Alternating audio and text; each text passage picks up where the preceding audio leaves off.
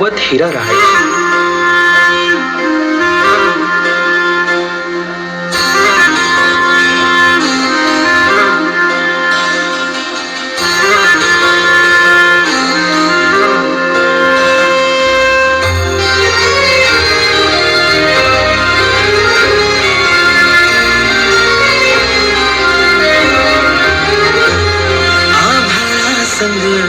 मातीचं नांदन जीव झाला चकवा चांदन. आभाळा संग मातीचं नांदन जीव झाला चकवा चांदन. दिवसाच दिस त्यात तारया नभामध्ये, दिवसाच दिस त्यात तारया नभामध्ये. हो जगन हे न्यार झाले, जगन हे न्यार झाले, जगन हे न्यार झाले, जगन न्यार झाले. नेहमीप्रमाणे एके दिवशी हिरानं गोठ्यातून जनावरांचं दूध काढलं आणि आपल्या तान्ह्या बाळाला खेळवून पुन्हा त्याला घरी सोडून ती रायगडावर निघाली. तो दिवस होता कोजागिरी पौर्णिमेचा.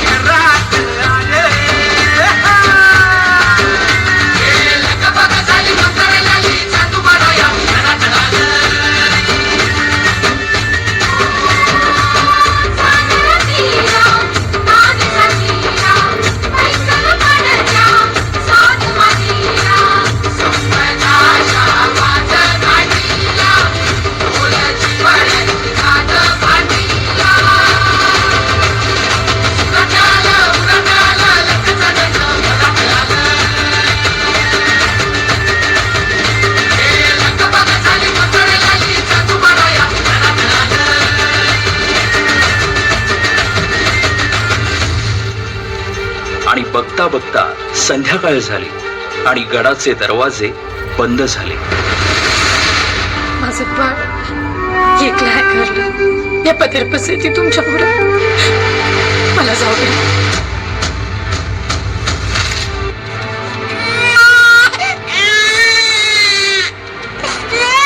दमलेला जीव पुन्हा कोमलून येई, कानी येते हाक जेव्हा आई आई आई.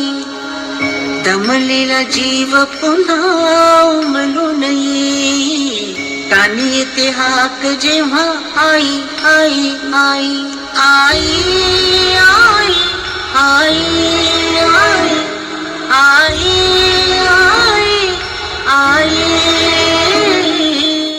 कुठून तरी रस्ता असेल ना, एवढा मोठा गड. तसा तो पश्चिमेचा कडा आहे. तिथं ना तटबंदी ना बुरुज, कडा असा भडकत उचका, तिथून फकस्त वारावर येतो आणि पाणी खाली राहतो. माझं बाळ. आई भवानी राहील पाठीशी उभी. आई भवानीला समधीकडे पोचता येत नाही म्हणून तर तिनं आई बनवलं. पोटासाठी जरी रोज हिंडते पाऊल, कान घेते क्षण क्षण पिलांची चाहूल.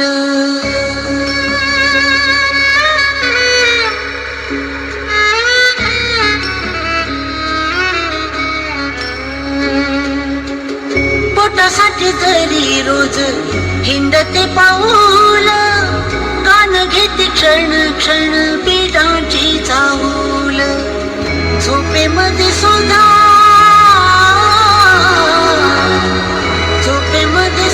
मन जागे जागे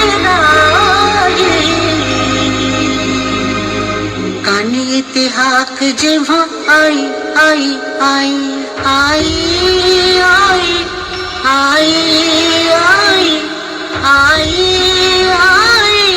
आई आई राज आज्ञेमुळं दरवाजा उघडणं शक्य नसल्यानं तिचं म्हणणं कुणीच ऐकेना. आता हिराच्या डोळ्यासमोर येत होतं ते म्हणजे तिचं घरी एकटं असलेलं तान्हं बाळ. त्याच्या आठवणीनं व्याकुळ झालेल्या हिरानं किल्ल्याच्या कडावरून खाली उतरण्याचा निर्णय घेतला.